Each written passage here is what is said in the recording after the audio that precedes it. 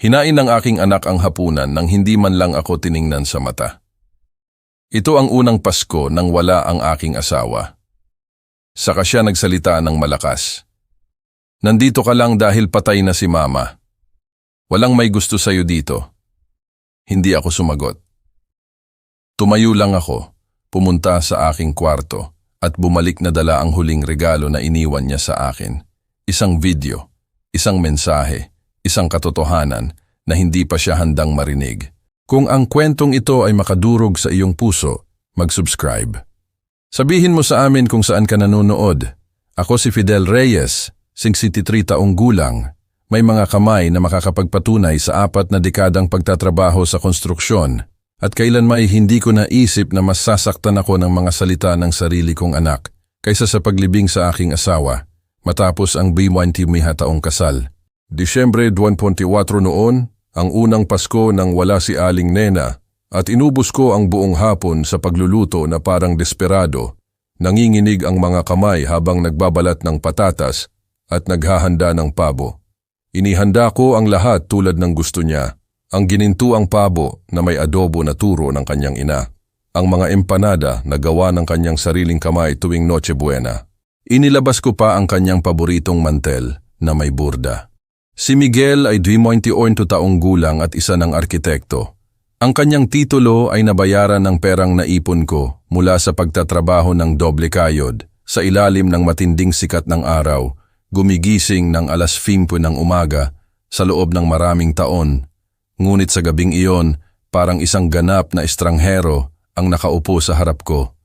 Naghain siya ng pagkain sa sarili niya nang hindi man lang ako inaalok, nang hindi man lang tinatanong kung gusto ko pa ng alak. Hiwa niya ang kanyang karne na may kalamigan na hindi ko pa nakita sa kanya kailanman. Nginuya niya ang bawat subo na parang abo ang lasa. Ang katahimikan ay napakakapal na naririnig ko ang bawat tiktak ng orasan sa dingding na binili ni Aling Nena 20 na taon na ang nakalipas. Ang tunog na dati ay nakakapagbigay aliw at ngayon ay tila nagbibilang ng mga segundo ng aking paghihirap. Sinubukan kong basagin ang tensyon na bumabalot sa akin. Anak, ang iyong mama ay laging nagsasabi na sa Pasko, ang mga pamilya ay dapat magkakasama na ito ang oras ng... Ngunit pinutol niya ako ng isang kalupitan na hindi ko kailanman maalis sa aking alaala. Alam mo ba, tatay? Sabi niya, ibinagsak ang tinidor sa plato na may malakas na tunog na umalingaw-ngaw na parang putok ng baril. Ang kanyang mga mata, ang mga matang iyon na nagniningning noong bata pa siya kapag nakikita akong umuuwi mula sa trabaho, ngayon ay tumitingin sa akin nang may paghamak na napakalalim na pakiramdam ko'y inalisan ako ng laman sa dibdib. Hindi mo na kailangang magpanggap sa akin. Hindi mo na kailangang gawin ang nakakaawang teatrong ito. Nandito ka lang dahil patay na si Mama.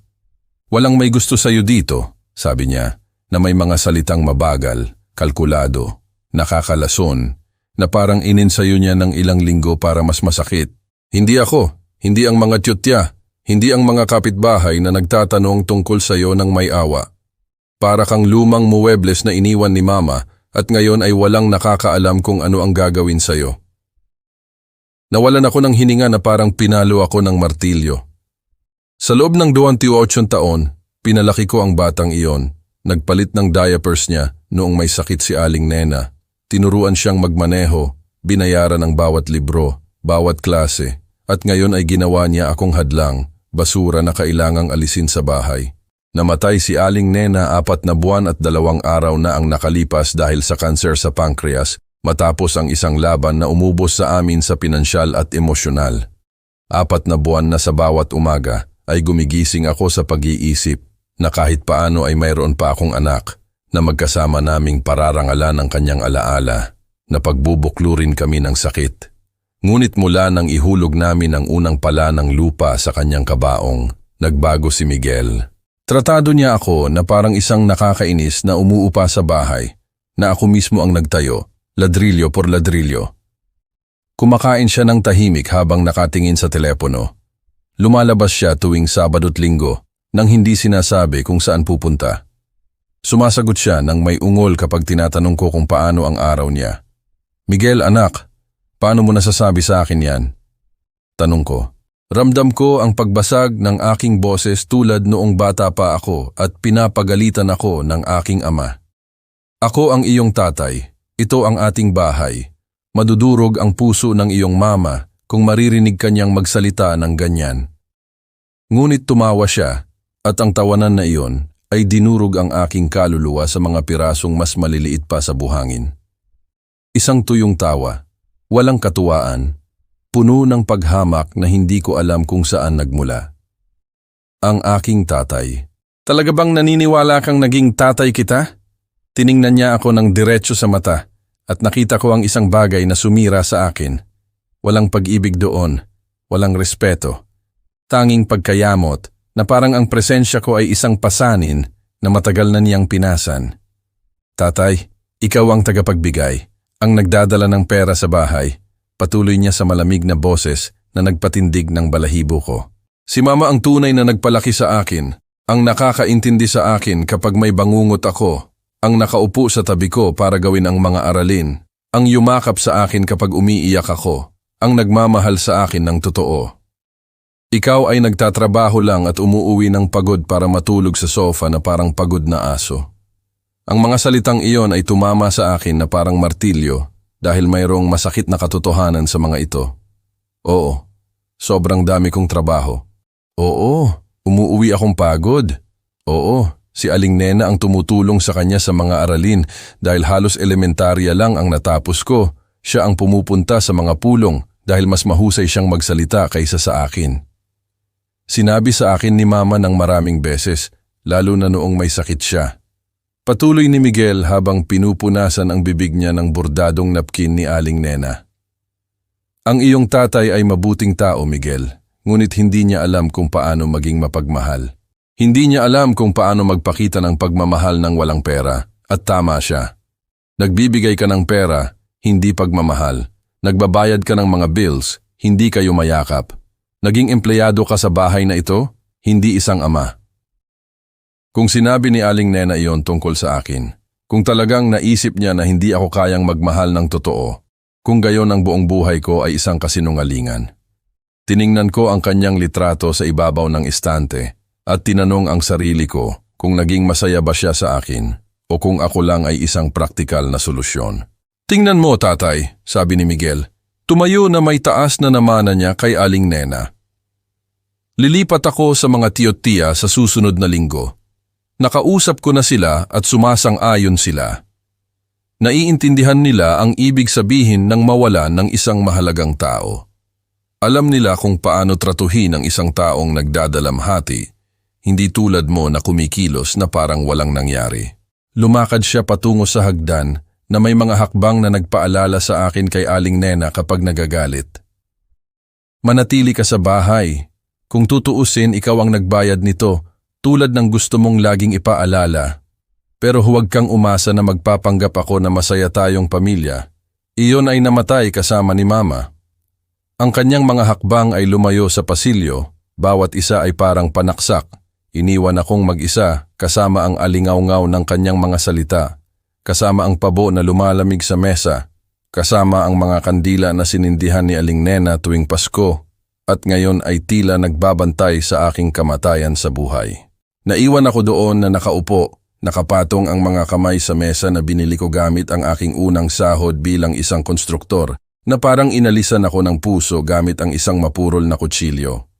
Kinamumuhian ako ng aking anak. Ang aking anak, na para sa kanya ay isinakripisyo ko ang lahat, ay tinuturing akong isang nakakainis na estranghero. At ang pinakamasama sa lahat, marahil ay tama siya. Marahil ay hindi ko kailanman alam kung paano maging isang ama, tanging tagapagbigay lamang. Ngunit ang hindi alam ni Miguel, ang hindi niya kailanman maiisip, ay mayroong iniwan si Aling Nena para sa kanya bago siya namatay, isang bagay na hiniling niyang itago ko bilang pinakasagradong kayamanan hanggang sa tamang sandali. Fidel, mahal ko, sabi niya sa akin na may mahina ngunit determinado na boses. Balang araw ay magdududa sa iyo ang ating anak. Iisipin niyang hindi mo siya mahal dahil hindi mo kayang ipakita ito tulad ko. Kapag nangyari iyon, kapag handa na siyang kamuhian ka ng habambuhay, ipakita mo sa kanya ang na-record ko. At habang nakikita kong namamatay ang mga ilaw sa kwarto ni Miguel, habang naririnig ko ang paglipat niya ng mga kahon, naghahanda para iwan ako. Alam kong dumating na ang sandaling iyon na parang sampal ng tadhana. Kinabukasan, nagising ako ng 5:00 ng umaga, tulad ng ginagawa ko sa loob ng 40 taon. Ngunit sa pagkakataong ito ay hindi para sa trabaho, kundi dahil hindi ko naipikit ang aking mga mata kahit isang segundo. Nagpapabalik-balik sa kama na aking ibinahagi kay Aling Nena sa loob ng 20 taon at ngayon ay amoy kalungkutan. Bumangon ako na parang zombie. Nagtimpla ako ng matapang na kape na may nanginginig na mga kamay at tumitig sa bintana ng kusina.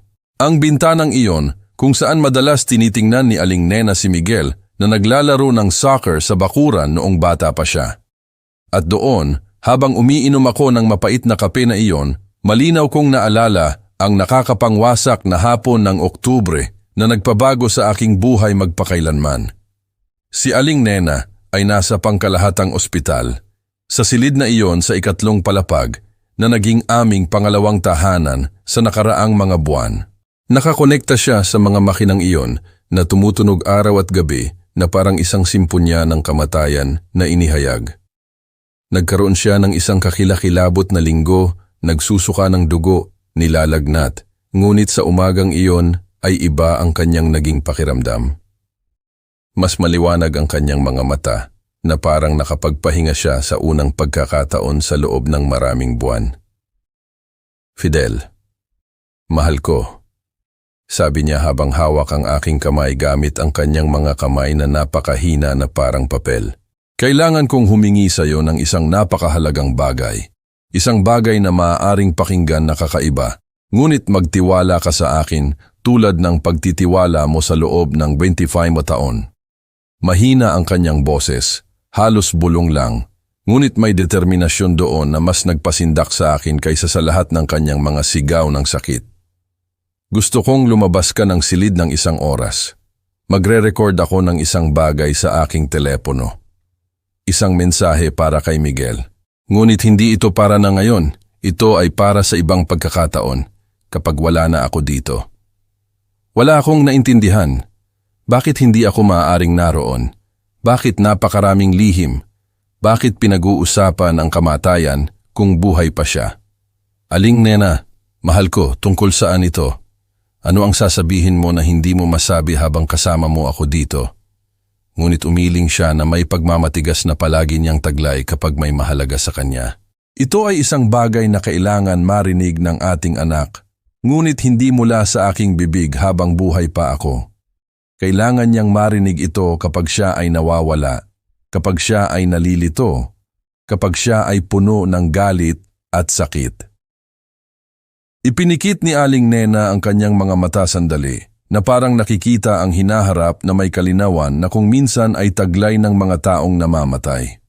Pagdadaanan ni Miguel ang napakahirap na panahon kapag wala na ako. Fidel, kakailanganin niyang may sisihin, at ikaw ang magiging iyon. Ang kanyang mga salita ay nagpatindig ng balahibo ko dahil parang isang propesiya. Pakiusap, lumabas ka dito. Bigyan mo ako ng 1 oras na ito. Ito ang huli kong hiling bilang asawa mo.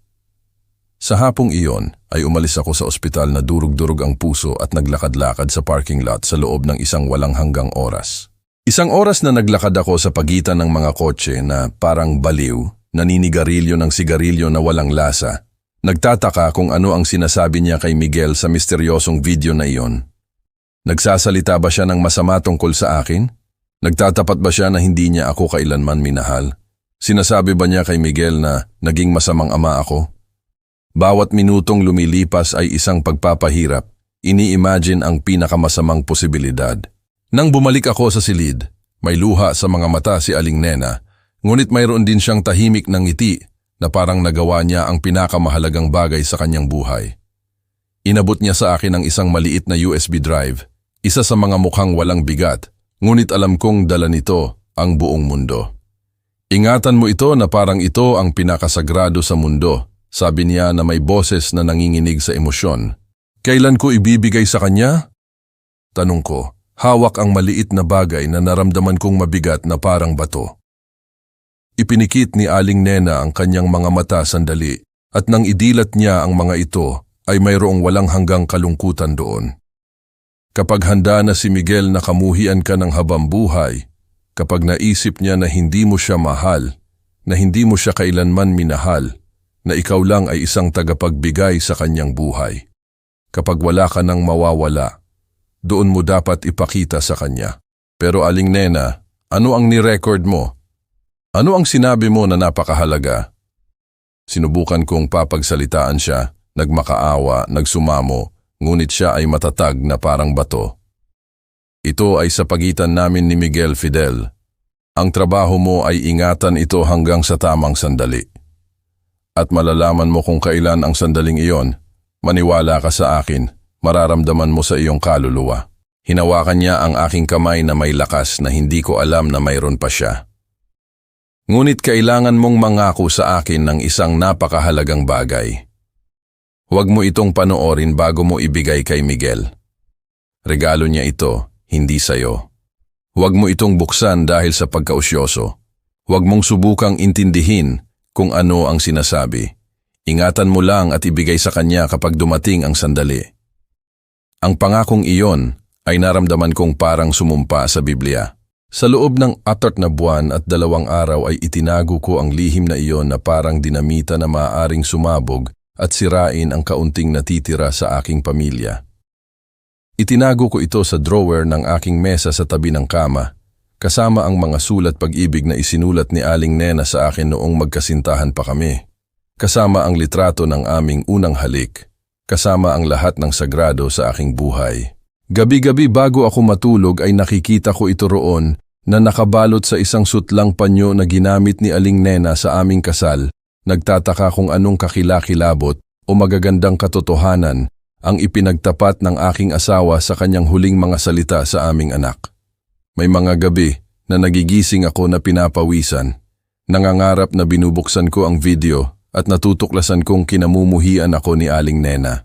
Minsan, sa aking pinakamahihinang sandali, gusto kong ikonekta ito sa computer at panoorin upang sirain ang aking pangako para lang malaman kung ano ang sinabi ng babae na naging buhay ko. Ngunit sa bawat pagkakataon na malapit ko nang gawin ito, naalala ko ang mga mata ni Aling Nena nang ipinangako niya sa akin na huwag gawin. Naalala ko ang determinasyon na mayroon siya kahit habang namamatay siya at itinago ang USB drive na iyon na parang puso ng aking asawa. Iyon ang huling hiling ng babaeng minahal ko sa loob ng 30 taon at rerespetuhin ko ito kahit napatayin ako ng pagkausyoso. Kahit nadurugin ako ng hindi pagkaalam kung may pag-ibig o pagkamuhi doon para sa akin. Ngayon, matapos ang nangyari sa hapunan ng Pasko, matapos sabihin ni Miguel na walang may gusto sa akin sa bahay na iyon, matapos marinig siyang nag-iimpake ng kanyang mga gamit para umalis ng habambuhay, alam kong tama si Aling Nena tulad ng dati. Dumating na ang sandali. Handa na ang aking anak na kamuhian ako ng habambuhay para umalis sa buhay ko at hindi na bumalik kailanman. Wala na akong mawawala. Wasak na ang aking pamilya. Kinamumuhian ako ng aking anak, patay na ang aking asawa. Oras na para ipakita sa kanya ang gustong sabihin ng kanyang ina mula sa libingan. Ano man iyon? Sa umagang iyon, habang umiinom ako ng kape at tinitingnan ang bakuran kung saan maraming naglaro si Miguel noong bata pa, hinahabol ang mga bola at paru-paro, ginawa ko ang pinakamahirap na desisyon sa aking buhay. Sa gabing iyon, kapag bumalik siya mula sa kanyang trabaho, ipapakita ko sa kanya ang video, ibibigay ko sa kanya ang huling regalo na iniwan ni Aling Nena para sa kanya, nang hindi nalalaman kung ang regalong iyon ay magliligtas sa akin o tuluyan akong sisira. Umakyat ako sa aking kwarto na may mabibigat na hakbang, binuksan ang sagradong drawer at kinuha ang USB drive na aking iningatan na parang isang sinumpaang kayamanan. Aling Nena, mahal ko, sabi ko sa kanyang litrato. Sana ay alam mo ang iyong ginagawa. Sana hindi ito ang aking sentensya ng kamatayan bilang isang ama. Sa hapong iyon ay nanatili akong nakaupo sa sofa sa sala. Ang lumang sofa na iyon na pinili ni Aling Nena, 10 taon na ang nakalipas dahil sabi niya ay komportable ito para manood ng telebisyon bilang pamilya. Bagamat ang totoo ay hindi kami gaanong nanood ng telebisyon ng magkasama. Si Miguel ay palaging nasa kanyang kwarto nag-aaral o nakikipag-usap sa telepono. Si Aling Nena ay palaging nasa kusina naghahanda ng masarap na pagkain at ako ay palaging umuuwi ng pagod na nakakatulog na ako pagkatapos ng 5 minuto. Habang nakatingin sa walang laman na sala, naalala ko ang lahat ng mga taon na ako ay parang isang multo sa sarili kong bahay. Naroon, ngunit hindi nakikita, kailangan, ngunit hindi mahal. Isang tahimik na tagapagbigay na nagbabayad ng mga bills, ngunit hindi talaga nakikilahok sa buhay pamilya na kanyang pinopondohan. Mula nang maliit pa si Miguel, alam kong mayroon siyang espesyal na koneksyon sa kanyang ina na hindi ko kailanman magkakaroon. Kapag umiiyak siya noong sanggol pa, kayang pakalmahin siya ni Aling Nena sa pagkuha lang sa kanya. Ngunit kapag ako ang nagdadala sa kanya, mas lumalakas ang kanyang iyak. Nang nagsimula siyang maglakad, tumatakbo siya kay Aling Nena kapag nadapa, hindi kailanman sa akin. Nang magkaroon siya ng kanyang unang bangungot, sumigaw siya, "Mama!" Hanggang sa dumating si Aling Nena na tumatakbo. Nandyan ako sa parehong bahay, sa katabing silid, ngunit para sa kanya ay invisible ako. Sa simula ay naisip kong normal lang iyon, na mas gusto ng lahat ng bata ang kanilang mga ina. Ngunit habang lumipas ang mga taon, lumaki ang distansya na iyon, mas masakit, mas halata. Ang mga linggo, ang mga araw na pinakamasakit sa akin. Si Aling Nena at Miguel ay may kanilang mga ritual. Nagluluto sila ng pancakes ng magkasama sa umaga. Tinuturuan siya ni Aling Nena na magluto. Pagkatapos ay naglalaro sila ng baraha o nanonood ng mga pelikula na magkayakap sa sofa. Sinubukan kong sumali, ngunit palagi kong nararamdaman na ako ay isang intremitido na sumisira sa isang sagradong bagay sa pagitan nila. "Tatay, pwede mo bang ayusin ang pinto ng bakuran?" sabi sa akin ni Aling Nena. Laging nakakahanap ng bagay na kaya kong gawin gamit ang aking mga kamay habang sila ay nagtatamasa kasama ang kanilang mga puso. At sumunod ako, masaya na maging kapaki-pakinabang sa anumang paraan, kahit na lumalayo ako sa kanila. Ako ang naging lalaki sa mga pag-aayos, ang naglutas ng mga praktikal na problema habang si Aling Nena ang naglutas ng mga emosyonal na problema ng aming anak. Nang mag-high school si Miguel, lumala ang mga bagay. Mayroon siyang mga kaibigan na ang mga ama ay doktor, inhinyero, guro, mga lalaking makakatulong sa mga aralin, na marunong sa mga computer, na marunong magsalita ng Ingles. Ako ay marunong lang sa semento, sa mga ladrilyo, sa kung paano hindi bumagsak ang mga bagay. Hindi ako matutulungan ni tatay sa bagay na ito. Naririnig kong sinasabi niya kay Aling Nena kapag mayroon siyang mga proyekto sa paaralan. Hindi ito may masamang hangarin, ito ay totoo lang, ngunit ang katotohanan iyon ay dinudurog ang aking puso sa bawat pagkakataon. Si Aling Nena ang pumupunta sa mga pulong ng magulang dahil hindi ako marunong magsalita ng maayos sa harap ng mga tao. Si Aling Nena ang pumipirma sa mga grades dahil mas naiintindihan niya kung ano ang ibig sabihin ng mga numerong iyon. Ako ay lumalabas lang kapag may kailangang bayaran. Ang mga graduation ay ang aking personal na pagpapahirap. Nandyan ako sa unang hilera na suot ang aking pinakamagandang damit na nilabhan at inaplansa ni Aling Nena, pumapalakpak na parang baliw kapag umaakyat si Miguel sa entablado. Ngunit kapag bumaba siya at ang lahat ng bata ay tumatakbo para yakapin ang kanilang mga magulang, palaging hinahanap ni Miguel si Aling Nena muna, palagi. Nakatanggap ako ng mabilis na yakap, magalang, formal, habang si Aling Nena ay nakakatanggap ng mga halik, luha ng kagalakan, mga salita ng pasasalamat. "Salamat Mama sa pagtulong sa akin sa pag-aaral. Salamat sa pagiging laging nandyan." Hindi niya ako kailanman pinasalamatan sa mga mahahalagang sandaling iyon.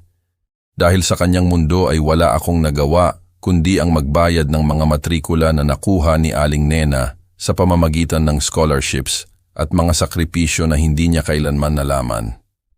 Sinubukan ako ni Aling Nena na isama. Mapagpalang babae. "Miguel, Ikwento mo sa iyong tatay ang tungkol sa iyong proyekto sa arkitektura, sabi niya tuwing hapunan. At ipinaliwanag sa akin ni Miguel nang may pilit na pasensya na parang kinakausap niya ang isang bata na hindi nakakaintindi tungkol sa mga gusali at disenyo na para sa akin ay puro mahika. Tumango ako, nagtanong ng mga walang kabuluhang tanong na nagpapabuntong hininga sa kanya. Sinubukan kong magpakita ng tunay na interes sa isang mundo na napakalaki para sa akin. Napakahusay, anak.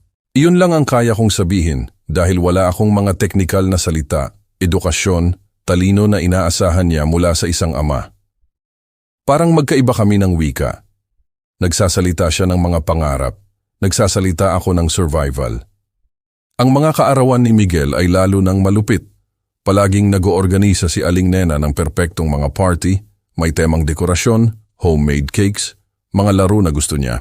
Nag-ambag ako ng pera at sa pagdadala ng mabibigat na bagay, ngunit ang mga ideya, ang pagkamalikhain, ang nakikitang pagmamahal, lahat ng iyon ay nagmula kay Aling Nena. Nang hipan ni Miguel ang mga kandila, palagi siyang humihiling ng mga hiling na nakatingin sa kanyang ina, hindi kailanman sa akin. Kapag binubuksan niya ang mga regalo, palaging mayroong isang espesyal mula kay Aling Nena na nagpaiyak sa kanya sa tuwa. Isang bagay na pinili niya mula sa puso. Isang bagay na nagpapakita na lubusan niya siyang kilala.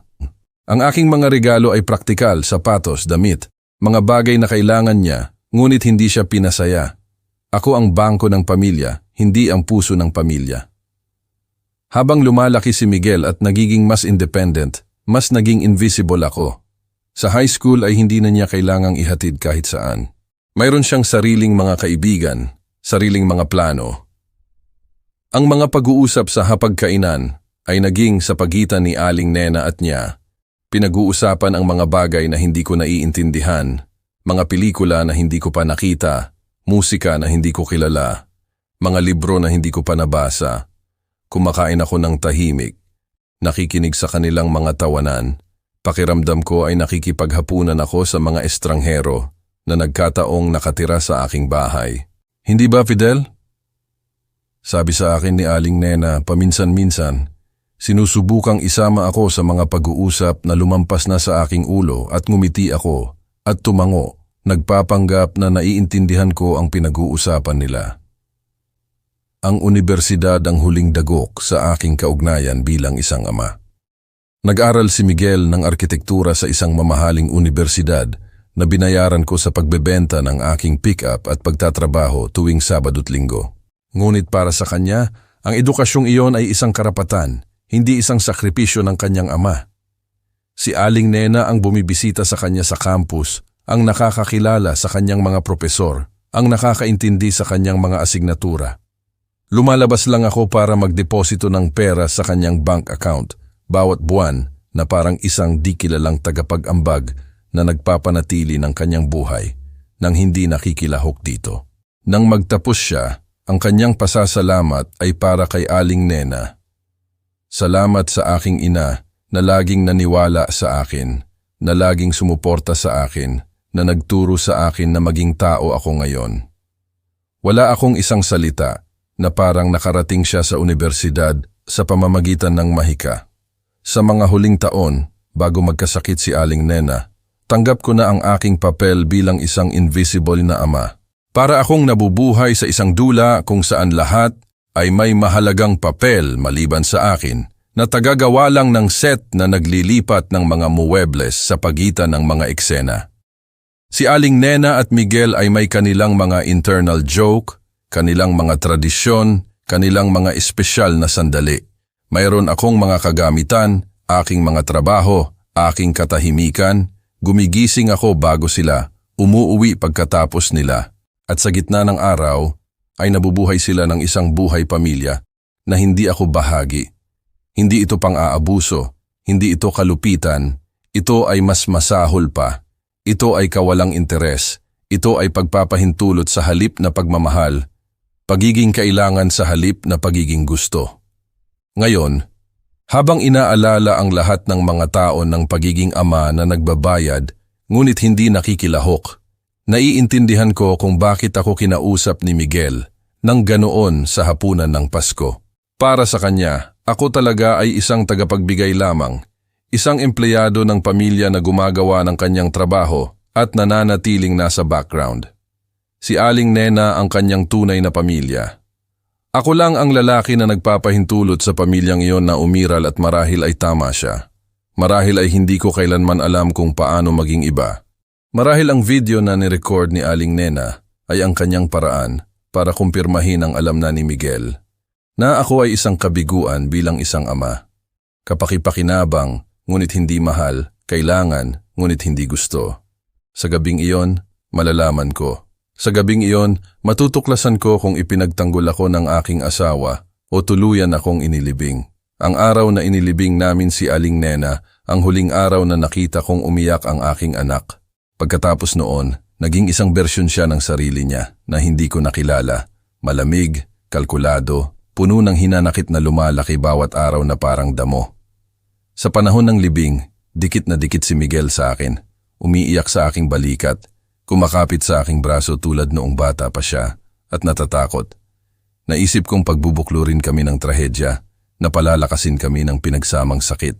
Gaano ako kainosente? Ang totoo ay kailangan ni Miguel ng sisihin dahil nawala sa kanya ang tanging mahalaga sa kanyang buhay. At ako ang pinakamadaling target, ang nakaligtas samantalang siya ay hindi. Ang unang away ay dumating 3 araw matapos ang libing. Naglilinis ako ng mga gamit ni Aling Nena. Nagtitiklop ng kanyang damit na may luha sa mga mata nang pumasok si Miguel na parang bagyo. Ano ang ginagawa mo? Sigaw niya, inaagaw sa aking mga kamay, ang asul na damit na isinuot niya sa aming anibersaryo. Bura mo na siya sa bahay. Ang kanyang mga salita ay tumama sa akin na parang mga sampal. Anak, hindi ko kayang iwanan ang lahat na parang museo. Masakit masyadong tingnan ang lahat doon. Ngunit pinutol niya ako ng may galit na hindi ko pa nakita kailanman. Wala kang nararamdaman na sakit. Kung tunay mo siyang mahal, sana ay nakahanap ka ng paraan para iligtas siya. Ang akusasyong iyon ay sumira sa akin dahil ako mismo ay nagawa ko na iyon ng libu-libong beses sa mga gabing walang tulog. Mula sa araw na iyon, nagsimulang pagdudahan ni Miguel ang lahat. Bakit hindi mo siya dinala sa pribadong ospital mula sa simula? Tanong niya sa malamig na boses na kanyang nabuo. Bakit hindi ka naghanap ng mas mahusay na mga doktor?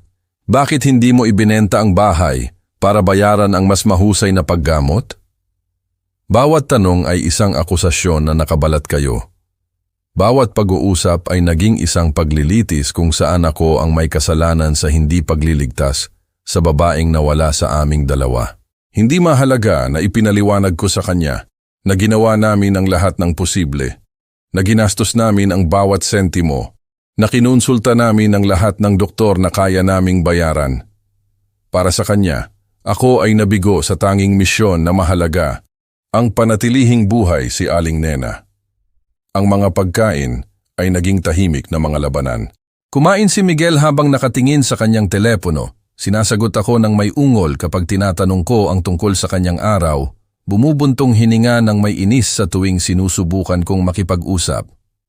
Kumusta ang trabaho ngayon, anak? Ayos lang. Meron ka bang anumang interesting na proyekto? Hindi. Gusto mo bang manood tayo ng sine ngayong weekend? Hindi ito parang nakikipag-usap sa isang pader na kinamumuhian ako dahil sa paghinga. Ang bahay ay napuno ng isang katahimikan na napakakapal na kaya mong hiwain gamit ang kutsilyo. Naantala lang ng kanyang mga nakakalason na komento sa tuwing gumagawa ako ng isang bagay na hindi niya gusto. Kung ikaw ay naantig sa kwentong ito, mag-iwan sa amin ng komento na nagsasabi kung anong bansa ang pinapanood mo. Minsan, ang pagkaalam na may mga taong nakikinig ay nagbibigay sa akin ng lakas upang magpatuloy. Ang pinakamasakit sa akin ay kung paano niya sinimulang pag-usapan si Aling Nena na parang wala akong karapatang umiyak para sa kanya. Hindi mo siya kilala tulad ko, sabi niya kapag nakikita niya akong tinitingnan ang aming mga larawan sa kasal. Ikinuwento niya sa akin ang mga bagay na hindi niya kailanman sinabi sa iyo. Alam ko kung ano talaga ang iniisip niya, kung ano talaga ang nararamdaman niya. Laging sinasabi ni Mama na nalulungkot siya sa kasal na ito.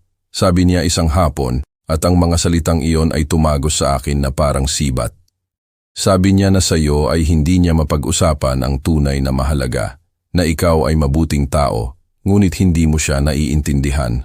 Nagsimulang isulat muli ni Miguel ang aming kasaysayan ng pamilya. Ipininta ako bilang kontrabida sa isang pelikula kung saan si Aling Nena ang nagdurusang bayani. Ayon sa kanyang bagong bersyon, isinakripisyo ni Aling Nena ang kanyang buhay para sa isang lalaking hindi niya karapat-dapat, na hindi siya napasaya, na pinilit siyang makontento sa mas mababa kaysa sa kanyang nararapat. Sana ay nakapag-aral siya, alam mo ba? Sana ay naging guru siya tulad ng gusto niya, ngunit nanatili siya sa bahay para alagaan ako dahil hindi sapat ang iyong kinikita para magbayad ng yaya. Bawat pagbubunyag ay isang panaksak na nakabalot sa papel na panggamot. Impormasyon na hindi ko alam at nagpataka sa akin kung talagang kilala ko ba ang aking asawa o kung nabuhay ako ng 30 taon kasama ang isang estranghero na nagpapanggap na mahal ako. Ang mga weekend ay naging hindi matiis. Umalis si Miguel ng maaga at umuwi ng gabi. Iniiwasan ako na parang nakakahawang sakit. Kapag nasa bahay, nagkukulong siya sa kanyang kwarto o nananatili sa sala na nanonood ng telebisyon na may headphones para hindi niya marinig kahit ang aking paghinga. Kung pumasok ako sa kusina, lalabas siya. Kung umupo ako sa sala, pupunta siya sa kanyang kwarto. Para akong nakatira kasama ng isang multo na kinamumuhian ako, na binibilang ang mga araw para makatakas sa aking presensya. Ang bahay na naging aming tahanan ay naging isang bilangguan kung saan dalawang lalaki na nawala ng parehong babae ay pinahirapan ang isa't isa sa kanilang sakit. Ang mga tawag sa telepono ni Miguel ay naging aking araw-araw na pagpapahirap. Nakikipag-usap siya sa kanyang mga tiyo-tiya, sa kanyang mga pinsan, sa mga kaibigan, at naririnig ko ang mga piraso ng pag-uusap na nagdudurog sa aking kaluluwa. Oo, napakahirap makipag-usap sa kanya. Hindi niya ako naiintindihan. Oo, laging sinasabi ni Mama na komplikado ito. Hindi ko alam kung gaano pa ako makakatiis. Pinag-usapan niya ako na parang ako ay isang pasanin, isang hadlang sa kanyang proseso ng pagdadalamhati, isang tao na humahadlang sa kanya na makapagpagaling ng maayos. Hindi niya kailanman pinag-usapan ang aking pagdurusa na ako rin ay nawalan ng babae ng aking buhay, na ako rin ay nangangailangan ng mayroong magpapalakas sa akin. Ang pinakamasama ay dumating nang magsimulang magdala ng mga kaibigan si Miguel sa bahay at naririnig ko kung paano niya ako pinag-uusapan. Mabuting tao ang tatay ko, pero hindi niya alam kung paano hawakan ang mga bagay na ito. Sabi niya kapag iniisip niyang hindi ako nakikinig. Si Mama ang tunay na nagpapanatili ng pagkakaisa ng pamilyang ito. Kung wala siya, guguho ito. Binabati ako ng kanyang mga kaibigan ng may awkward na ngiti na ibinibigay sa isang taong kinakawawa. At naramdaman ko na parang ako ay isang kawawa na matanda na hindi alam kung paano mabuhay nang wala ang kanyang asawa. Marahil ay tama sila. Marahil ako talaga ay walang silbi sa lahat ng bagay, maliban sa pagtatrabaho at pagbabayad ng bills. Lumipas ang mga buwan at lumaki ang distansya sa pagitan namin hanggang sa naging isang abismo na imposibleng tawirin. Gumawa si Miguel ng isang naratibo kung saan si Aling Nena ay isang santa na ikinasal sa isang ordinaryong lalaki, kung saan siya ang anak na tunay na nakaintindi sa kanya at ako ang asawa na hindi kailanman naging karapat-dapat sa kanya.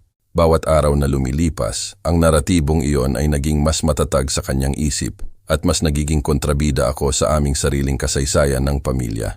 Hindi mahalaga kung gaano ako nagtrabaho para sa kanila, kung gaano ako nagsakripisyo, kung gaano karaming gabi ang nagpuyat ako dahil sa pag-aalala para sa kanilang kinabukasan.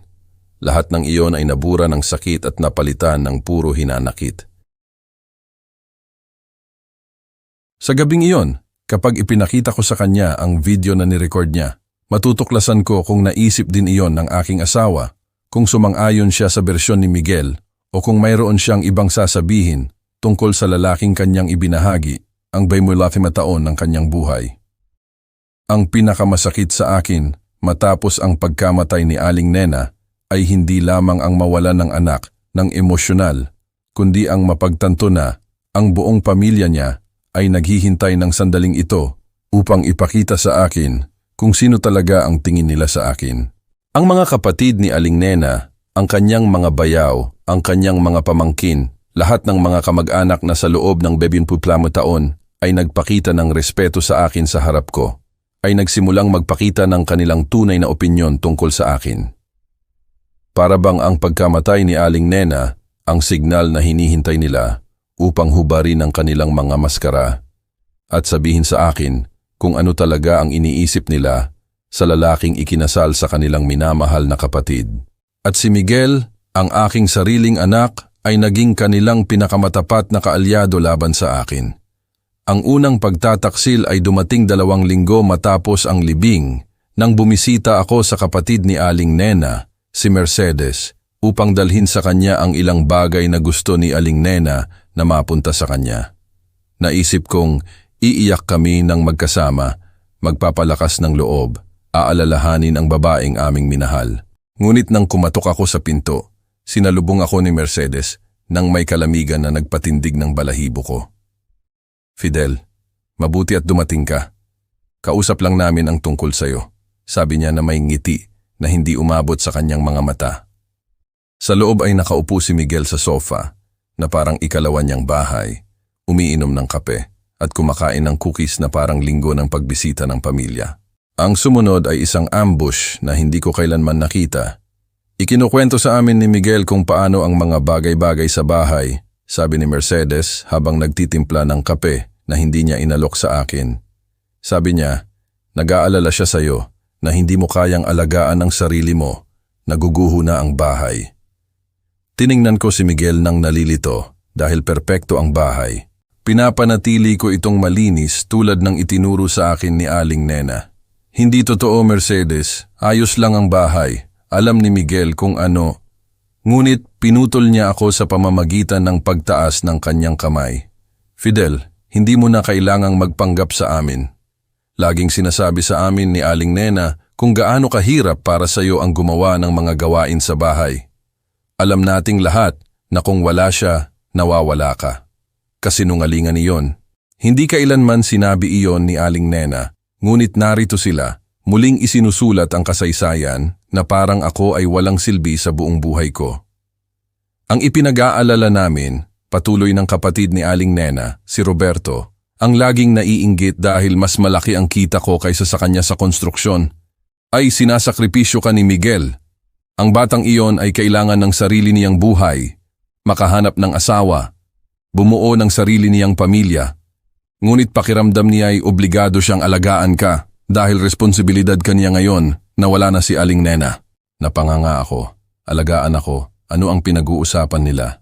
Gumigising ako araw-araw ng 5:00 ng umaga. Nagtatrabaho ako, umuuwi ako, naglilinis ng bahay, nagluluto ng sarili kong pagkain. Hindi ko kailangan ng sino man na aalagaan ako. Ngunit tumango si Miguel sa bawat salita na parang ito ang ganap na katotohanan, na parang ako talaga ay isang walang kakayahang matanda na hindi kayang mabuhay mag-isa. Laging sinasabi ni Aling Nena sa amin kung gaano siya nag-aalala sa iyo, sabi ni Mercedes, na nagsinungaling ng napakadali na ikinagulat ko. Sabi niya na masyado kang dependent sa kanya, na hindi mo alam kung paano magluto ng itlog, nang hindi nagtatanong kung paano, na kung may mangyari sa kanya, hindi niya alam kung ano ang mangyayari sa iyo. Kilala ko si Aling Nena higit kaninuman sa mundong ito at hindi niya kailanman sinabi ang mga bagay na iyon. Alam niya na nabuhay ako ng mag-isa sa loob ng 5 taon bago ko siya nakilala, na marunong akong magluto, maglinis, magplantsa. Ngunit narito sila, nag-iimbento ng isang bersyon ni Aling Nena na angkop sa kanila, kung saan ako ang walang silbi na lalaki na naging pasanin sa kanilang minamahal na kapatid. Ang pinakamasakit sa akin ay ang makita kung paano aktibong nakikilahok si Miguel sa konspirasyong iyon laban sa akin. Oo, sabi ni tatay, hindi niya nga alam kung saan nakatago ang mga tuwalya sa sarili niyang bahay. Ginagawa ni mama ang lahat para sa kanya. Ngayon, kailangan kong ipaliwanag sa kanya kung paano gamitin ang washing machine. Kasinungalingan sa kasinungalingan, ngunit sinabi niya ang mga ito nang may matinding paniniwala na nagsimula akong magduda sa sarili kong realidad. Posible kayang masama ang sinabi ni Aling Nena tungkol sa akin sa kanyang pamilya? Posible kayang napakawalang silbi ko tulad ng sinasabi nila at hindi ko lang napansin?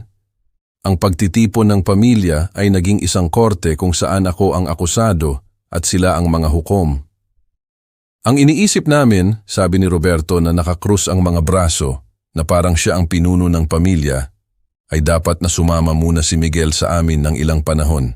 Kailangan niyang makasama ang mga taong nakakaintindi sa kanya, na nakakaalam kung paano siya tulungan na malampasan ang pagkawala na ito. Hindi ako makapaniwala sa aking naririnig. Sinusubukan niyo akong agawan ng anak? Tanong ko na parang sinuntok ako sa tiyan. Hindi ka namin inaagawan, sabi ni Mercedes na may mapanlait na boses na ginagamit sa mga pasaway na bata. Sa tingin lang namin ay mas mabuti para sa kanya na nasa mas matatag na kapaligiran. Si Miguel ay isang matalino, edukado na binata na may kinabukasan, patuloy ni Roberto. Hindi niya maaaring sayangin ang kanyang pinakamagandang taon sa pag-aalaga ng isang taong hindi kayang tumayo sa sarili niyang mga paa. Sasang-ayon si Aling Nena sa amin, palagi niyang gusto ang pinakamabuti para sa kanyang anak. At doon ang huling saksak, ang paggamit ng pangalan ni Aling Nena para bigyang katwiran ang pag-agaw sa akin kay Miguel. Ang paggamit ng kanyang alaala para kumbinsihin siya na ang iwanan ako ay ang tama, ang gusto niya. Pinakinggan ni Miguel ang lahat ng may seryosong ekspresyon na nabuo niya mula sa libing. Tumango na, parang bawat salita ay banal na pagbubunyag. Hindi niya ako kailanman ipinagtanggol. Hindi niya kailanman sinabi na nagsisinungaling sila tungkol sa akin. Ano sa tingin mo, Miguel? Tanong ni Mercedes at lahat ng mata ay bumaling sa aking anak na parang siya ang huling arbitro ng aking kapalaran. Tiningnan ako ni Miguel sandali at sa isang segundo ay naisip kong ipagtatanggol niya ang kanyang ama na sasabihin niyang kalokohan ang lahat ng iyon. Ngunit ang lumabas sa kanyang bibig ay mas masahol pa kaysa sa isang sentensya ng kamatayan. Sa tingin ko, tama sila. Kailangan ko ng espasyo para iproseso ang lahat ng ito. At si tatay, kailangan ni tatay na matutong mamuhay mag-isa bilang isang adulto. Ang mga salitang iyon ay nagdudurog sa aking puso sa mga pirasong napakaliit na hindi ko na kailanman maiipon muli. Lumabas ako sa bahay na iyon na parang isang ketongin, na parang isang taong gustong itapon ng buong pamilya, ngunit hindi nila alam kung paano gawin nang hindi sila magmumukhang masama. Sa kotse, umiyak ako ng labis na hindi ko man lang nagawa sa libing ni Aling Nena, dahil napagtanto ko na hindi lamang ang aking asawa ang nawala sa akin, kundi ang buong pamilya na itinuring kong akin sa loob ng 25 taon. Lahat ng mga kaarawan na iyon, lahat ng mga Pasko na iyon, lahat ng mga hapon ng linggo na ibinahagi ay isang kasinungalingan. Tiniis nila ang asawa ni Aling Nena. Ngunit hindi nila ako kailanman tinanggap bilang bahagi ng pamilya. At ngayon nawala na siya para protektahan ako, kaya nilang ipakita ang kanilang tunay na pagkamuhi. Sa gabing iyon, nang dumating ako sa bahay, nagsimula na si Miguel na mag-impake ng kanyang mga gamit. Wala siyang sinabi sa akin, wala siyang ipinaliwanag sa akin. Umakyat lang siya at bumaba ng mga kahon na parang isang estranghero na lumilipat mula sa isang bahay na inarkila. Nagtagumpay ang pagsasabwatan ng pamilya. Sa loob ng wala pang 2 oras, nakumbinsi nila ang aking anak na ang iwanan ako ang pinakamabuti para sa kanya, na ako ay isang pasanin na kailangan niyang alisin para maging masaya. At ang pinakamasama sa lahat ay marahil tama sila. Marahil ako talaga ang problema. Ang hadlang na pumipigil kay Miguel na magpatuloy sa kanyang buhay. Marahil ay talagang naisip iyon ni Aling Nena tungkol sa akin at hindi niya kailanman sinabi sa akin para hindi ako masaktan. Sa gabing iyon, matutuklasan ko ang katotohanan anuman ang halaga. Sa sumunod na 3 linggo, ang pamumuhay sa sarili kong bahay ay naging parang paglalakad sa ibabaw ng basag na itlog. Opisyal na tinanggap ni Miguel ang imbitasyon ng kanyang mga tiyutya at ngayon, bawat araw ay isang countdown patungo sa aking ganap na pag-iisa. Nakita ko siyang nag-iimpake ng kanyang mga gamit nang may kalamigan na nagpatindig ng balahibo ko. Tiniklop niya ang kanyang damit na parang isang estranghero na nag-oorganisa ng kanyang paglipat. Itinago niya ang kanyang mga libro na parang gusto niyang burahin ang anumang bakas ng pamumuhay doon sa loob ng 28 taon. Walang kalungkutan sa kanyang mga galaw, walang nostalgia, tanging ang kahusayan ng isang taong gustong makatakas ng mabilis hanggat maaari mula sa isang hindi komportableng sitwasyon. At ang hindi komportableng sitwasyong iyon ay ako, ang kanyang ama. Ang pinakamasakit sa akin ay ang pag-aalaga niya na huwag dalhin ang anumang bagay na binili o iniregalo ko. Iminpake niya ang damit na binili ni Aling Nena para sa kanya. Ang mga libro na binasa nila ng magkasama. Ang mga larawan kung saan kasama lang niya ang kanyang ina. Ngunit iniwan doon na nakakalat sa kanyang kwarto na parang basura. Lahat ng regalong ibinigay ko sa kanya sa loob ng maraming taon. Ang relos na binili ko para sa kanya noong nagtapos siya ng high school. Ang mga sapatos na pang-okasyon para sa kanyang mga job interview. Ang leather wallet na iniregalo ko sa kanyang kaarawan. Para bang gusto niyang dalhin lang ang mga alaala ni Aling Nena at tuluyang burahin ang bahagi ng kanyang buhay kung saan ako ay umiral bilang kanyang ama. Ang mga pagkain ay naging araw-araw na libing kung saan ako lang ang nagdadalamhati. Kumain si Miguel ng tahimik. Sinusuri ang kanyang telepono, gumagawa ng listahan ng mga bagay na kulang pa niyang iimpake. Kapag sinusubukan kong magsalita, sinasagot niya ako ng monosyllables na parang bawat salita na aming ipinagpapalit ay isang pag-aaksaya ng enerhiya na mas gusto niyang itago para sa kanyang bagong buhay. Kailan ka aalis? Tanong ko isang hapon, kahit alam ko na ang sagot. Sa linggo, sabi niya nang hindi man lang nag-aangat ng tingin sa plato. At kailan mo balak bumalik para bisitahin ako? Hindi ko alam, tatay. Depende kung ano ang nararamdaman ko. Ang sagot na iyon ay nagsabi sa akin ng lahat ng kailangan kong malaman. Wala siyang planong bumalik kailanman.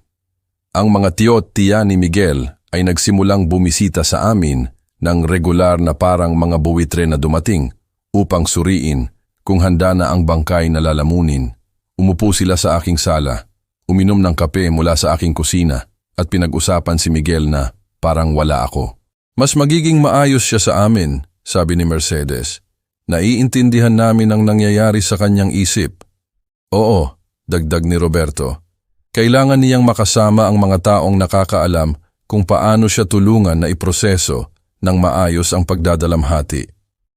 Bawat pagbisita ay isang pampublikong pagpapahiya kung saan ipinapaalala sa akin na hindi ako karapat-dapat na alagaan ang sarili kong anak, na sila ay mas mahusay na magulang para kay Miguel kaysa sa lalaking nagpalaki sa kanya sa loob ng 20 taon. Ang pinakakinagalit ko ay kung paano nila pinag-usapan si Aling Nena na parang mas kilala nila siya kaysa sa akin. Laging sinasabi ni Aling Nena sa amin kung gaano siya nag-aalala kay Miguel.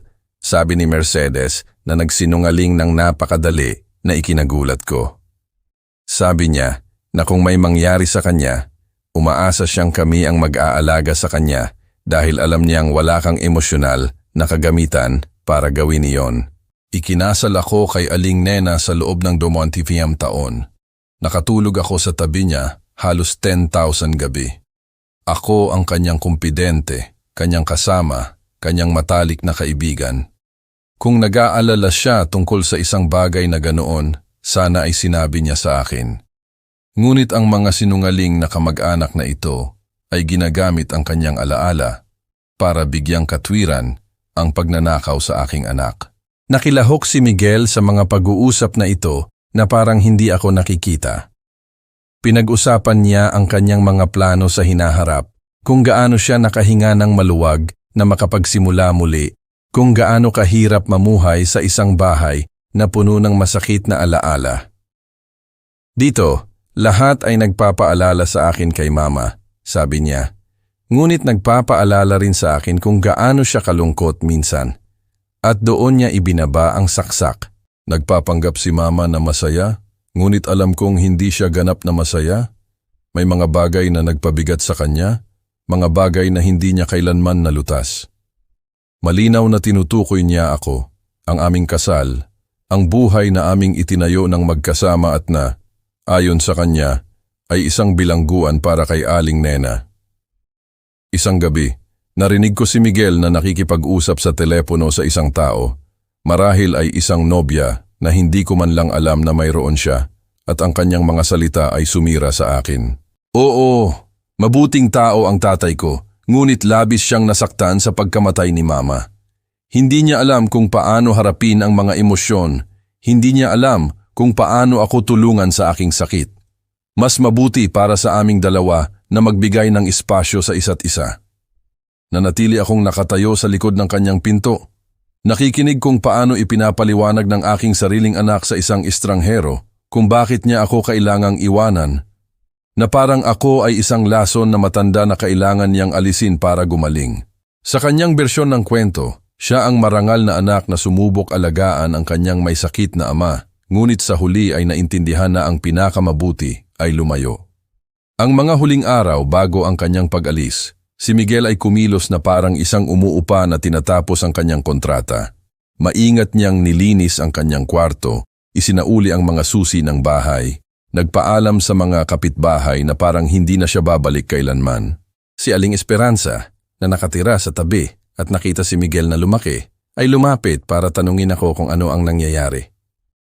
Bakit umaalis si Miguel, Mang Fidel? Nagkaroon ba kayo ng problema? Hindi ko alam kung ano ang sasabihin. Paano mo ipapaliwanag sa isang tao na itinuturing ka ng iyong anak na isang emosyonal na pasanin na kailangan niyang alisin? Paano mo aaminin na ganap kang nabigo bilang isang ama na mas gusto ng iyong sariling anak na manirahan sa mga estranghero kaysa sa iyo?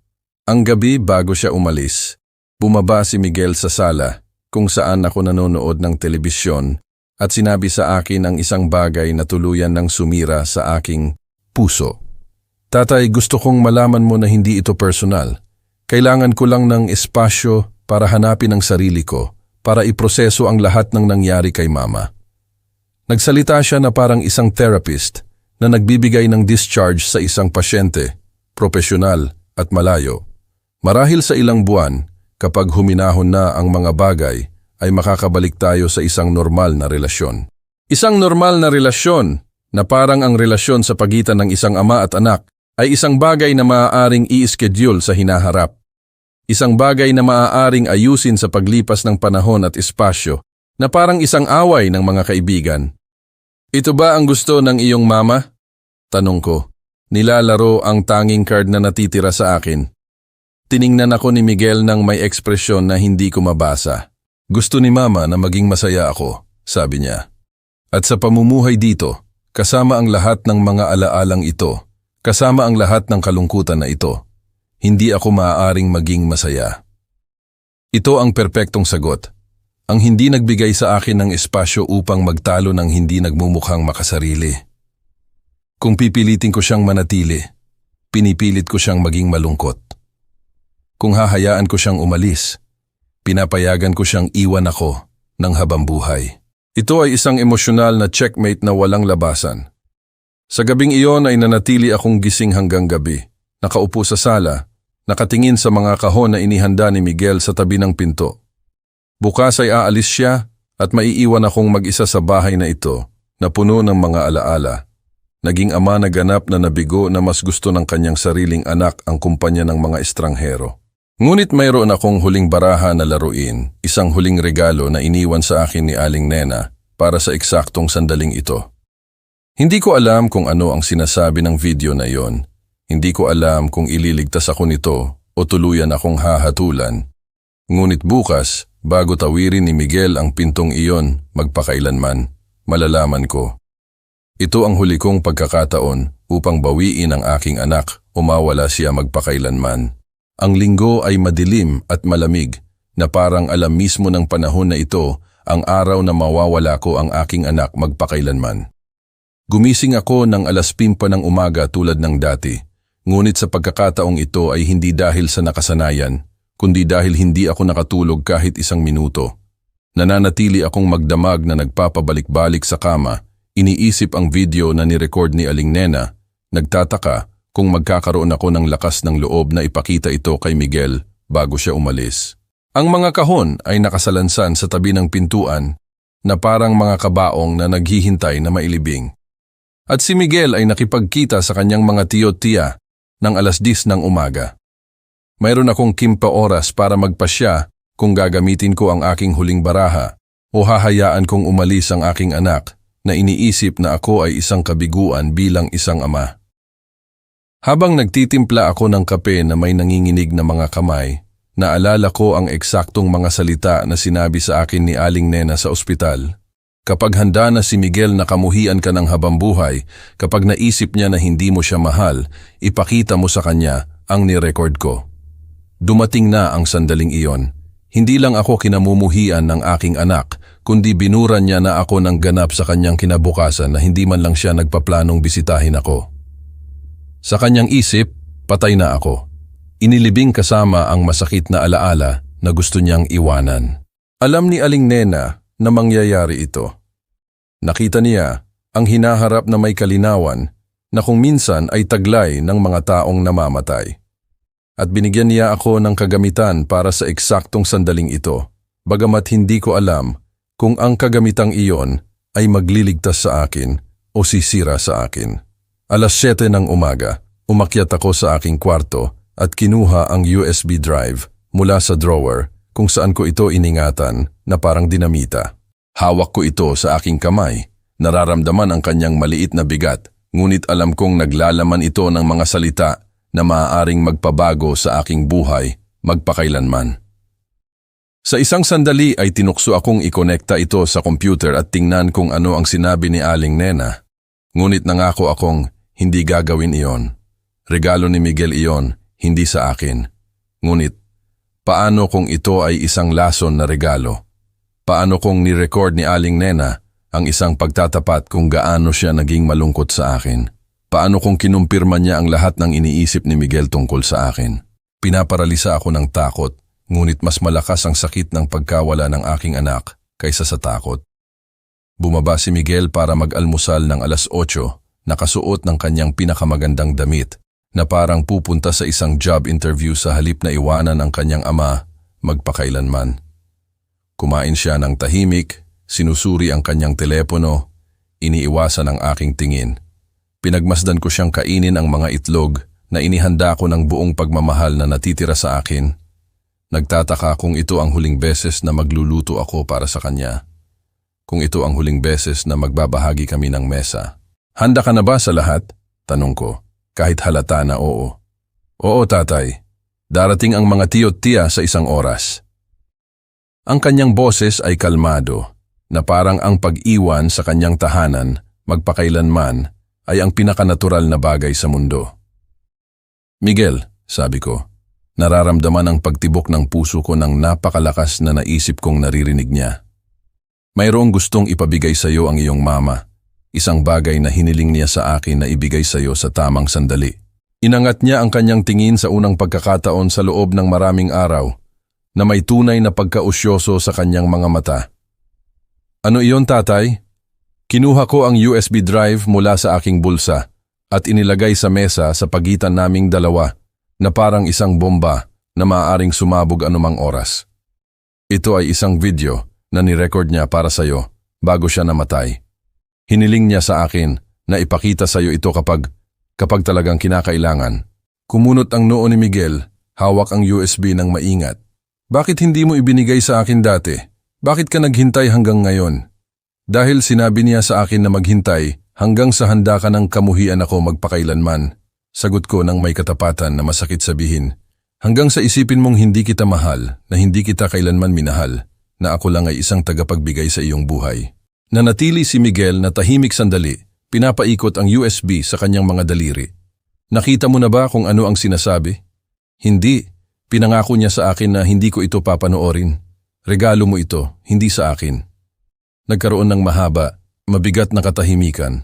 Puno ng lahat ng bagay na hindi namin nasabi sa isa't isa sa mga buwan ng sakit at hinanakit. Paano kung ang sinasabi nito ay hindi mo inaasahan? Tanong niya. Kung gayon ay malalaman mo ang katotohanan tungkol sa kung ano talaga ang iniisip ng iyong ina. Tiningnan ni Miguel ang orasan sa kusina. 8:30 na. Darating ang kanyang mga tiyutiya sa 1.5 oras. Gusto mo bang panoorin natin ng magkasama? Tanong niya. At sa unang pagkakataon sa loob ng maraming buwan, mayroong isang bagay na parang ang anak na kilala ko sa kanyang boses. Tumango ako, kahit na mas natatakot ako kaysa kailanman sa aking buhay. Pumunta kami sa sala, ang sala na kung saan kami nanood ng maraming pelikula noong bata pa siya, kung saan si Aling Nena ay naglalala habang siya ay gumagawa ng kanyang takdang aralin, kung saan kami ay isang pamilya bago gumuho ang lahat. Ikonektado ni Miguel ang USB sa telebisyon na may nanginginig na mga kamay tulad ng sa akin. Umupo kami sa sofa, ngunit nagpapanatili ng distansya tulad ng 2 estranghero na malapit ng saksihan ang isang bagay na magpapabago sa kanilang buhay magpakailanman. Sigurado ka ba dito, tatay? Tanong ni Miguel bago pindutin ang play. At mayroong kahinaan sa kanyang boses na hindi ko narinig mula ng libing. Dahil kung sasabihin ni Mama ang isang bagay na magkukumpirma sa iniisip ko sa iyo, hindi ko alam kung makakaligtas doon ang aming relasyon. Tiningnan ko siya sa mata, ang mga matang iyon na naging aking pagmamalaki at kagalakan sa loob ng 22 taon, at sinabi ko sa kanya ang katotohanan. Anak, patay na ang aming relasyon. Wala na akong mawawala. Kung tuluyan akong ilibing ng video na ito, alam ko na ginawa ko ang huling pangako ko sa iyong mama. Tumango si Miguel, huminga ng malalim at pinindot ang play. Napuno ang screen ng larawan ni Aling Nena sa kanyang kama sa ospital. Maputla, ngunit maganda, na may pink na lipstick na ginamit niya sa aming unang date 30 taon na ang nakalipas. Nakaupo siya sa mga unan. Nakapagsuklay siya at suot ang kanyang paboritong pink na damit. Kahit na namamatay, kahit na kinakain siya ng cancer sa loob, gusto niyang magmukhang maayos para sa kanyang anak. Kumusta? Aking Miguel na napakaganda. Nagsimula siyang magsalita at agad na nabasag ang boses ni Miguel. Yumuko siya na parang kayang-kaya niyang lampasan ang screen at hawakan siya muli. Hindi ako makahinga. Dahil pagkatapos ng 4 na buwan na hindi nakikita si Aling Nena, ang marinig ang kanyang boses ay parang makatanggap ng isang pagpapala at isang pagpapahirap ng sabay-sabay. Kung nakikita mo ito, mahal ko, patuloy ni Aling Nena sa screen, ibig sabihin ay wala na ako sayo, at ibig sabihin ay kailangan ng iyong tatay na gumawa ng napakahirap na desisyon, ipakita sa iyo ang isang bagay na wala akong lakas ng loob, na sabihin sa iyo habang buhay pa ako. Umubo ng kaunti si Aling Nena, ngunit patuloy na nagsalita ng may determinasyon na laging taglay niya. Miguel, alam kong nagkaroon na kayo ng mga di pagkakasundo ng iyong tatay simula pa noon. Alam kong minsan ay nararamdaman mo na hindi niya alam kung paano ipakita sa iyo na mahal ka niya tulad ng ginagawa ko. At tama ka, mahal ko. Hindi alam ng iyong tatay kung paano gawin ang mga bagay na iyon. Hindi siya marunong magsalita ng magagandang salita. Hindi siya marunong yumakap ng matagal. Hindi siya marunong umiyak kasama mo kapag nalulungkot ka. Ngunit mayroong isang bagay na hindi mo alam tungkol sa kanya. Umayos ng upo si Miguel sa sofa, pinupunasan ang mga luhang nagsimulang dumaloy sa kanyang pisngi. Paralisado ako, naghihintay na kumpirmahin ni Aling Nena ang lahat ng pinakamasamang iniisip ni Miguel tungkol sa akin. Naghihintay na sabihin niyang naging masamang ama ako, masamang asawa, isang kabiguan bilang isang lalaki. Ngunit ang sumunod na mga salita na lumabas sa kanyang bibig ay nagpabago sa aking buhay magpakailanman. Si Fidel Reyes ang pinakamarangal na lalaking nakilala ko sa buhay ko, Miguel. At kapag ikinuwento ko sa iyo ang ginawa niya para sa atin, ang patuloy niyang ginawa hanggang sa huling araw ng buhay ko nang hindi nagsasalita, maiintindihan mo kung bakit ko siya mahal na mahal at kung bakit dapat mo rin siyang mahalin. Tumigil ang mundo, tumigil ang oras. At sa unang pagkakataon sa loob ng maraming buwan, tiningnan ako ni Miguel, hindi nang may pagkamuhi, kundi nang may lubos na pagkalito. Ang katahimikan sa sala ay napakalalim na naririnig ko ang tibok ng aking puso na parang tambol ng digmaan. Tiningnan ako ni Miguel nang may ekspresyon na hindi ko pa nakita kailanman. Lubos na pagkalito na parang kakadiskubre lang niya na ang lahat ng akala niyang alam niya tungkol sa kanyang buhay ay isang kasinungalingan. Sa screen, patuloy na nagsalita si Aling Nena ng may boses na mas kilala ko pa kaysa sa sarili kong paghinga. Hindi kailanman sasabihin ng iyong tatay ito sa'yo, mahal ko, dahil masyado siyang mapagmataas, masyado siyang mapagpakumbaba, masyado siyang mabuti para ipagyabang ang kanyang mga sakripisyo, ngunit mamamatay ako na alam kong balang araw ay kakailanganin mong marinig ito. Umayos ng upo si Aling Nena laban sa mga unan at nakita ko sa kanyang mga mata ang determinasyon na laging taglay niya kapag may bagay na talagang mahalaga sa kanya. Miguel, naalala mo ba noong nagkasakit ako sa unang pagkakataon 5 taon na ang nakalipas? Noong nakita ng mga doktor ang mga tumor na iyon at sinabi na kailangan kong operahan agad. Tumango si Miguel nang hindi inaalis ang tingin sa screen. Sinabi namin sa iyo na huwag kang mag-alala, na ang medical insurance ang magbabayad ng lahat, na mag-focus ka lang sa pagtatapos ng unibersidad. Huminto si Aling Nena at isang luha ang dumaloy sa kanyang maputlang pisngi. Nagsinungaling kami sa iyo, anak. Binayaran ng insurance ang isang bahagi, ngunit hindi lahat. Sinabi ng mga doktor na kailangan ko ng operasyon na nagkakahalaga ng 2 milyong piso. 2 milyong piso na wala kami, na hindi namin kailanman nagkaroon, na tila imposible para sa isang pamilya tulad ng sa amin. Nagsimulang kumabog ng napakalakas ang puso ko na naisip kong naririnig iyon ni Miguel mula sa sofa. Kumunot ang noo ni Miguel, eksaktong tulad ng ginagawa niya noong bata pa siya, at may bagay na hindi tugma. Pero sabi niyo binayaran lahat ng insurance. Ngumiti si Aling Nena sa screen. Ang malungkot ng ngiti na iyon na ginamit niya ng maraming beses upang itago ang sakit. Alam ko, mahal ko. Nagsinungaling kami sa iyo dahil ayaw naming ihinto mo ang iyong pag-aaral. Ayaw naming ipasa sa iyo ang aming mga problema, ngunit ang totoo ay ibinenta ng iyong tatay ang mana ng kanyang ama para bayaran ang operasyon na iyon. Ang mga salita ay lumabas mula sa kanyang labi na parang isang pagtatapat at nakita ko kung paano literalmente bumagsak ang panga ni Miguel. Ipinikit ko ang aking mga mata. Pakiramdam ko ay inalis ni Aling Nena ang aking kaluluwa mula sa libingan na parang inilantad niya ang pinakasagradong lihim ng aking buhay nang walang pahintulot ko. Ang lupain na nasa pamilya Reyes sa loob ng 3 henerasyon, patuloy ni Aling Nena, umiiyak na ngayon ng bukas.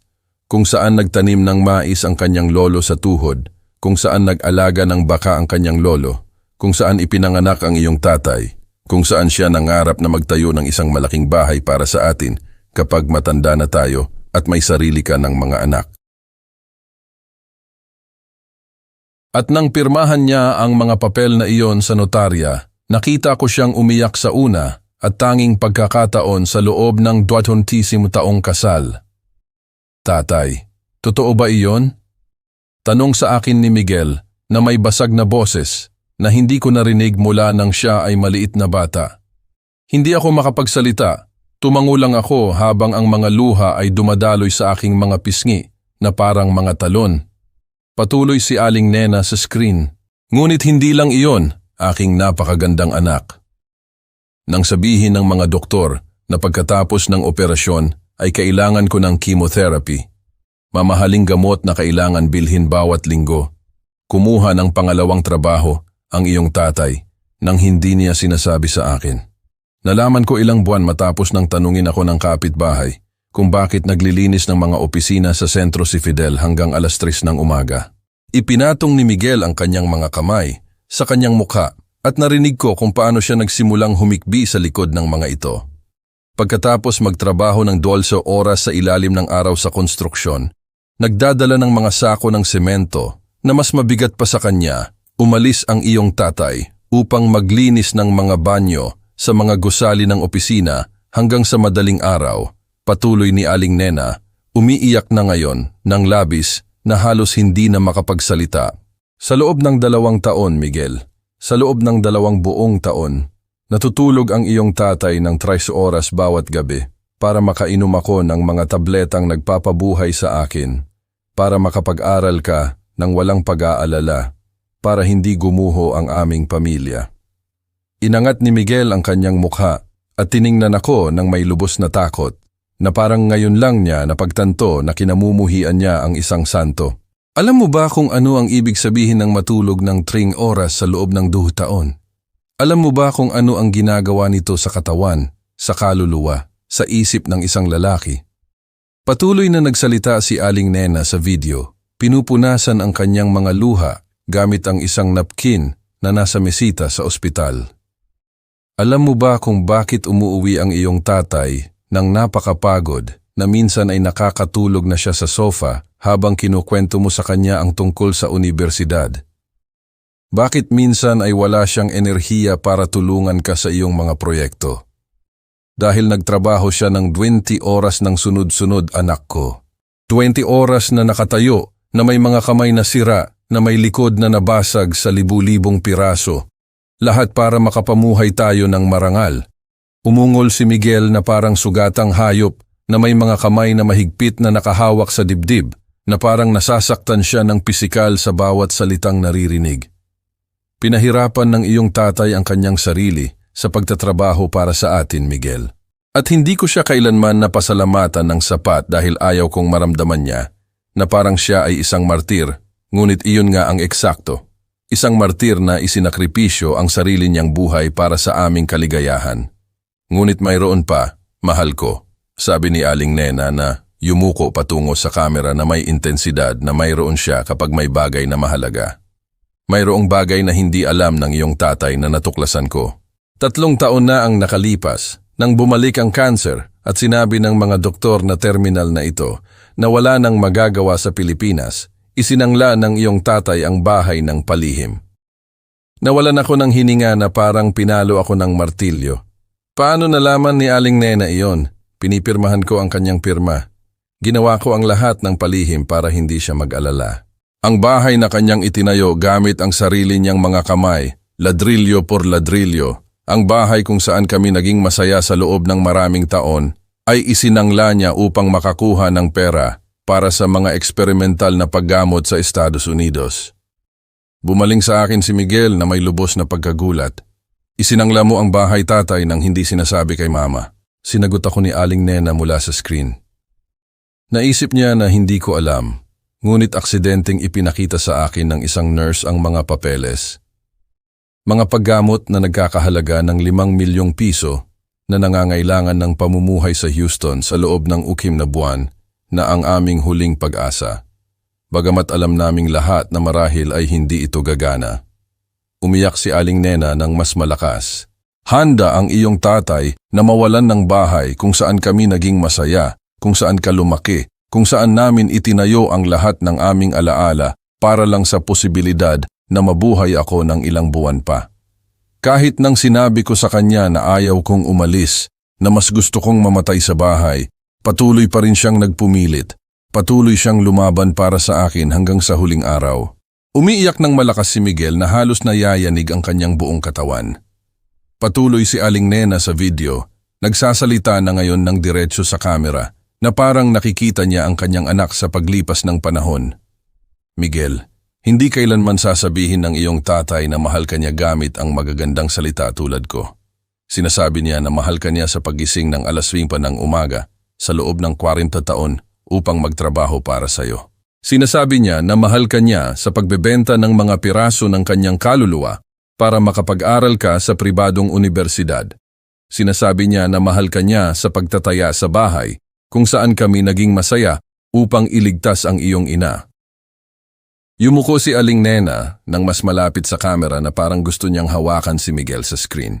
At kapag namatay ako, patuloy kanyang mamahalin sa parehong paraan, ng tahimik, ng may sakripisyo, ng walang inaasahang kapalit, dahil ganyan magmahal ang iyong tatay. Ganyan magmahal si Fidel Reyes. Natapos ang video na nagpaalam si Aling Nena na may ngiti na puno ng luha at umitim ang screen. Ang katahimikan na sumunod ay iba sa anumang katahimikan na nagkaroon sa bahay na ito mula nang siya ay namatay. Hindi ito katahimikan ng pagkamuhi o hinanakit. Ito ay katahimikan ng pagkabigla, ng pagbubunyag, ng isang anak na kakadiskubre lang na ang lahat ng akala niyang alam niya tungkol sa kanyang ama ay isang kasinungalingan. Bumaling sa akin si Miguel, na may mga matang pula at maga sa sobrang pag-iyak at sa unang pagkakataon sa loob ng maraming buwan, sa unang pagkakataon mula ng libing, tiningnan niya ako na parang muli akong kanyang ama. Tatay, bulong niya, patawarin mo ako, Diyos ko, patawarin mo ako. Wala akong alam tungkol dito. Wala akong alam. Tumayo si Miguel mula sa sofa na parang isang zombie, lumakad patungo sa akin na may hindi matatag na hakbang, na parang kakapagtutulang lumakad. Ang kanyang mga mata ay pula at maga, ang kanyang mukha ay durog sa pagkaunawa sa kanyang ginawa, sa kanyang inisip, sa kung paano niya tinrato ang lalaking nagbigay ng lahat para sa kanya. Tatay, sabi niya na may boses na nanginginig tulad ng isang nawawalang bata. Bakit hindi mo kailanman sinabi sa akin ang lahat ng ito? Bakit mo hinayaan akong isipin? Hindi niya natapos ang pangungusap dahil tuluyan siyang nabasag, humihikbi tulad ng hindi ko pa siya nakita mula nang siya ay 5 taong gulang at nadapa sa bisikleta. Lumapit ako sa kanya ng dahan-dahan nang hindi nalalaman kung may karapatan akong aliwin siya pagkatapos ng lahat ng mga buwan ng pagkamuhi at paghamak sa isa't isa. Dahil tama ang iyong mama, sabi ko, nararamdaman ang pagbasag ng aking boses. Hindi ako marunong magpakita ng pagmamahal gamit ang magagandang salita.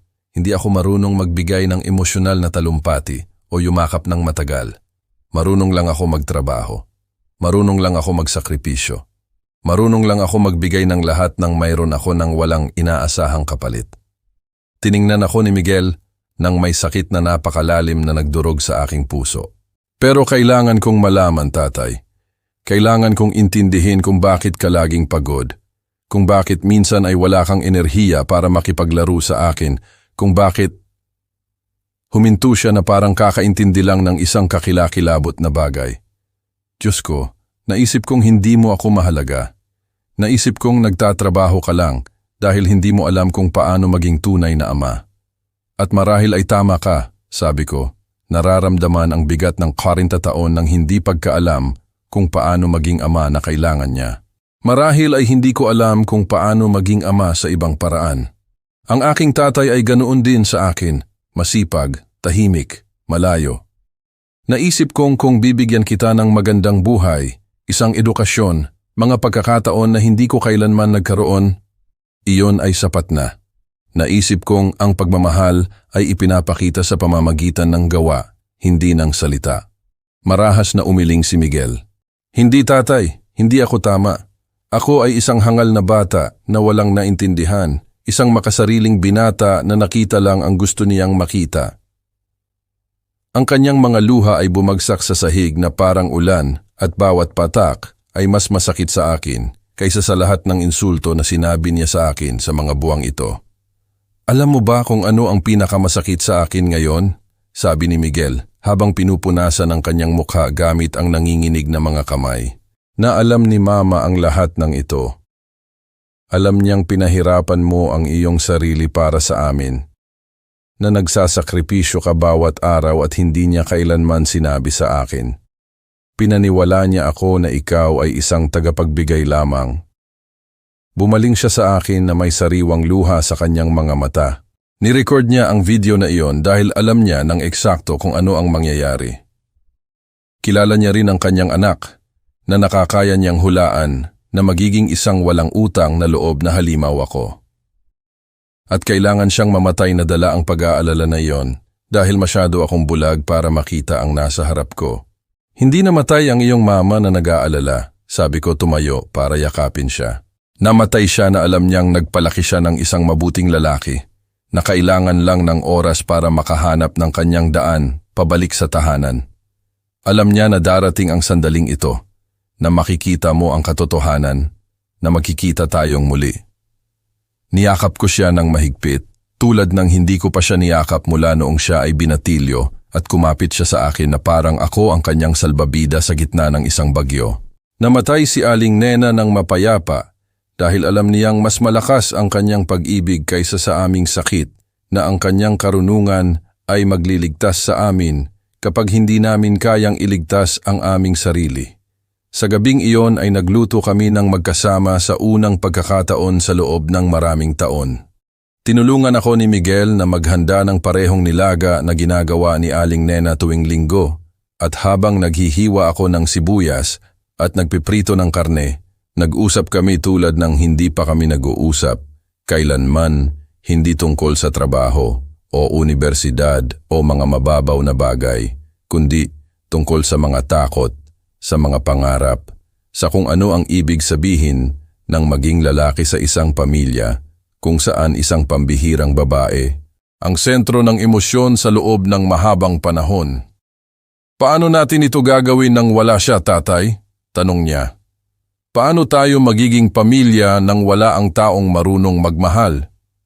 Sa pag-aaral mula sa itinuro niya sa atin, sagot ko, mahal niya tayo ng sapat para sa ating dalawa.